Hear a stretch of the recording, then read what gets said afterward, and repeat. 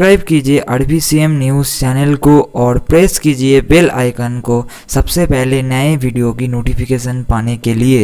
ICC तो मैं पहले भी मोहसिन आपके प्रोग्राम में कह चुका हूं कि ये इंडियन क्रिकेट काउंसिल है। आईसीसी के जो चेयरमैन थे शशांक मनोहर, वो तो अब हट गए, लेकिन उनके अलावा जो चीफ एग्जीक्यूटिव है मनोज चौहानी, उनका ताल्लुक भारत से है। जो आईसीसी के कम्युनिकेशन डिपार्टमेंट के लोग हैं, उनका ताल्लुक भारत से है। जो सिक्योरिटी के लोग हैं, उनमें से बेशतर का ताल्लुक भारत से है। अगर आप दुबई में आईसीसी के हेडक्वार्टर चले जाएं तो आपको सिवाय भारतीयों के किसी और मुल्क का कोई नुमाइंदा नजर नहीं आएगा। बिल्कुल बिल्कुल में डोमिनेंस भारत की है। भारत को इस बात का जोम है कि सारे स्पॉन्सर्स उसके पास हैं। जो मार्केटिंग है आईसीसी की, जो मेजर स्पॉन्सर्स हैं, उनका ताल्लुक भारत से है और वो इसी जोम में डोमिनेट कर रहा है। पहले बिग थ्री, अब उसके बाद वो चाह रहा है कि किसी तरीके से अपनी डोमिनेंस रखे। सौरव गंगोली जब से भारतीय क्रिकेट बोर्ड के सदर बने, बीसीसीआई के, वो उनको भी लोगों ने कहा कि आप चले जाएं उधर, आप जाकर आईसीसी के चेयरमैन बन जाएं शशांक मनोहर की जगह, लेकिन गंगोली नहीं गए।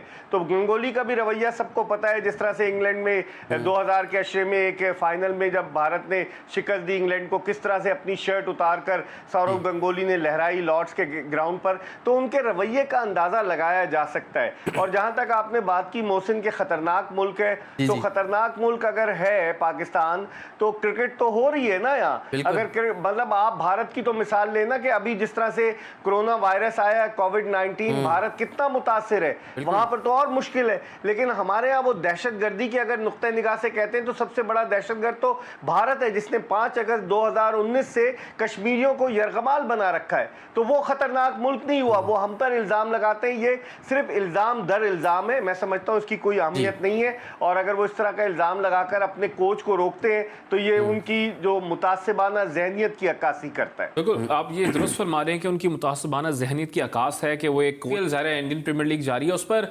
पाकिस्तानी फॉर्मर क्रिकेटर्स अपने चैनल्स के ऊपर बात करते रहते हैं आईपीएल के ऊपर। और उसके बाद शाहिद खान अफरीदी वो रिसेंटली आके ये बयान दे देते हैं कि आईपीएल पाकिस्तानियों को खेलना चाहिए, पाकिस्तानी नहीं खेले तो उनको नुकसान हो रहा है। तो इस तरह के बयानात पाकिस्तानियों की जानिब से आना, इसको किस तरीके से देखते हैं? क्योंकि हमने पहले भी देखा था कि भारत कभी भी ये नहीं चाहता था कि पाक भारत सीरीज़ हो। फिर अब तो वसीम खान साहब ने बोल दिया कि अगले 4 साल तक उनको कोई सीरीज़ होती हुई नजर आ नहीं रही और हो भी नहीं सकती। उन्होंने बात बोली है। देखिए, तला सबसे बड़ा रुपया, जो पैसे में बड़ी ताकत है। तो जो लोग ये कह रहे हैं, तो आपको पता है कि चूंकि लोग अपने फॉलोअर्स भी बढ़ाने के लिए यूट्यूब चैनल्स भी चला रहे हैं, तो वो आईपीएल को, जबकि आईपीएल के मैचेस पाकिस्तान में नहीं दिखाए जा रहे, लेकिन वो आईपीएल को इतनी अहमियत दे रहे हैं कि शाह से ज्यादा शाह के वफादार बनने की कोशिश कर रहे हैं। जो मेरी नज़र में, हर एक की अपनी अपनी थिंकिंग है, मेरी नज़र में सरासर गलत है। टिट फॉर टैट होना चाहिए, जैसे को तैसा। अगर वो आपके साथ अच्छा ट्रीट नहीं करते तो फिर आप उनको भी उन्हीं की ज़बान में जवाब दें। हम तो उनके साथ बड़े मफाहिमाना दोस्ताना अंदाज से बात करते हैं, लेकिन जब वो आपके साथ ऐसा सलूक कर रहे हैं, अब आप देखें ना कि आईपीएल में कोई भी पाकिस्तानी नहीं है, ना कमेंटेटर है, ना खिलाड़ी है, तो वो पाकिस्तान को बिल्कुल उन्होंने राइट ऑफ किया हुआ है। जब उन्होंने हमें राइट ऑफ किया हुआ है, जब हमारा कोई रिप्रेजेंटेटिव, इवन हमारा अंपायर भी वहाँ कोई नहीं है, हमारा कमेंटेटर भी कोई नहीं है और हमारे खिलाड़ी भी नहीं है, तो फिर क्या ज़रूरत है हम उसको हाईलाइट करें? ये हर एक की अपनी अपनी सोच है। मेरे ख्याल में ऐसा नहीं करना चाहिए हमारे साबिक क्रिकेटर्स को, क्योंकि मुल्क की इज्जत और वकार जो है वो सबसे अहम चीज होती है, उसके ऊपर हमें कॉम्प्रोमाइज नहीं करना चाहिए। बिल्कुल, मुल्क की इज्जत और वकार पर कोई बिल्कुल बिलाशुबा कोई कॉम्प्रोमाइज नहीं करना चाहिए। साथ साथ जैसा कि हमने देखा आने वाला वर्ल्ड कप इंडिया में होगा, तो उसके लिए वसीम खान साहब ने कहा कि जिम्मेदारी भारत पर है प्लेयर्स की वीज़ों की। तो आप क्या समझते हैं कि वसीम खान साहब ने तो उम्मीद जाहिर की है कि वीज़े दे दिए जाएंगे, वीज़े मिल जाएंगे, आपको क्या लगता है कि वाकई वीज़े मिल सकते हैं? अच्छा इकबाल साहब, मैं इस पर एक चीज़ ऐड करना चाहूँगा कि जिस तरह मोहसिन ये कह रहे हैं कि क्या वीज़े इस तरह वीज़ों का इजरा इतना आसान हो जाएगा, और अगर नहीं होता खुदा ना खास्ता, तो आपको लगता है कि जैसे कि आप कह रहे हैं कि ICC is not international cricket council, Indian cricket council, intervene करेगा वो? क्योंकि मौशी तौर पर भारत, चाहे वो उनका बीसीसीआई हो, चाहे ओवरऑल उनकी इंडस्ट्रीज़ हो, काफ़ी स्ट्रॉन्ग है, इंटरवीन कर सकता है आईसीसी? आईसीसी तो बड़ा मुश्किल है कि इंटरवीन करे, लेकिन देखें ये आईसीसी का इवेंट होगा वर्ल्ड टी20, और वर्ल्ड टी20 में हर टीम को पार्टिसिपेट करना है। पाकिस्तान इनकार कर नहीं सकता। जिस तरह आपको याद होगा कि जो अभी वर्ल्ड कप हुआ 2019 का, पहले भारत धमकी दे रहा था कि हम नहीं खेलेंगे और ये और वो, लेकिन मजबूरन भारत को खेलना पड़ा, हालांकि वो इंग्लैंड में था।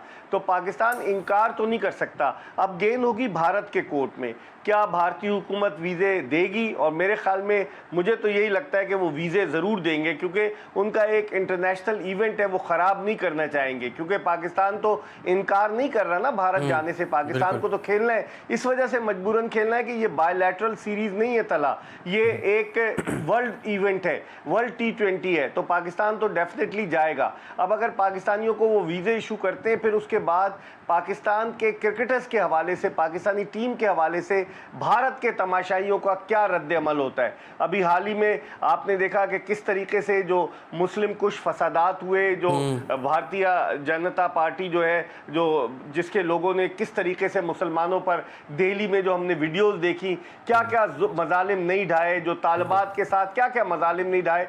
तो देखना ही है कि वहाँ के क्राउड का रवैया क्या होगा जब पाकिस्तानी टीम जाती है। खासी मुश्किल सूरत हाल होगी पाकिस्तान के लिए, पाकिस्तान बहुत दबाव में होगा उस वर्ल्ड T20 में, सिक्योरिटी बड़ी सख्त होगी पाकिस्तानी टीम की, तो एक मुश्किल सूरत हाल पैदा हो सकती है पाकिस्तान के लिए। एक मुश्किल सूरत हाल पैदा हो सकती है। साथ साथ हमने देखा कि श्रीलंका प्रीमियर लीग हो रही है, उसमें पाकिस्तान की जानिब से नदीम उमर की टीम गाल ग्लैडिएटर्स शिरकत कर रही है, और यहाँ ये भी इतलात आ रही हैं कि उसकी वजह से इंडियन ने अपनी कोई प्लेयर्स वहाँ नहीं भेजे या अपनी कोई टीम नहीं खरीदी। तो इस पर आप क्या कहेंगे, इतना तासुब सही है? और फिर जैसे सीरीज़ की हम बात करते हैं कि वसीम खान साहब ने कहा कि 4 साल तक कोई सीरीज़ नहीं हो सकती पाकिस्तान से, तो प्लेयर्स इसमें कितना अहम किरदार अदा कर सकते हैं अगर वो चाहें तो?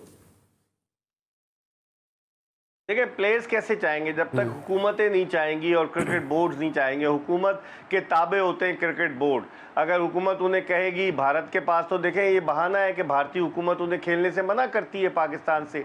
अभी 2018 में जो एशिया कप मुत्तहिदा अरब अमारात में हुआ, चूँकि एक गैर मुल्की वेन्यू पर वो हो रहा था, इसलिए भारत ने अपनी टीम भेजी, पाकिस्तान भी गया वहाँ खेलने के लिए। लेकिन मुझे नहीं लगता कि भारतीय हुकूमत उन्हें इस बात की इजाज़त देगी। और आपने पहले पोर्शन में क्या पूछा था तला मुझसे? ये गाल ग्लैडिएटर्स वाला मैंने सवाल किया था श्रीलंका प्रीमियर लीग के हवाले से कि लंकन प्रीमियर लीग हो रही है। आपको पता है एक दफ़ा ही हुई थी श्रीलंका में प्रीमियर लीग, फिर उसके बाद वो नहीं हो सकी, उस पर क्वेश्चन मार्क उठे। लेकिन अब ये लीग हो रही है, इसमें मुख्तलिफ ममालिक की टीमें, यहाँ भी भारत का रवैया मुतासिबाना है कि उन्होंने नहीं भेजा। ठीक है, ना भेजे, पाकिस्तान को तो क्रिकेट खेलनी है। मैं समझता हूँ कि अच्छा इक़दाम है नदीम उमर साहब का कि वो अपनी टीम लेकर जा रहे हैं। शाहिद आफरीदी उनके आइकन प्लेयर्स होंगे।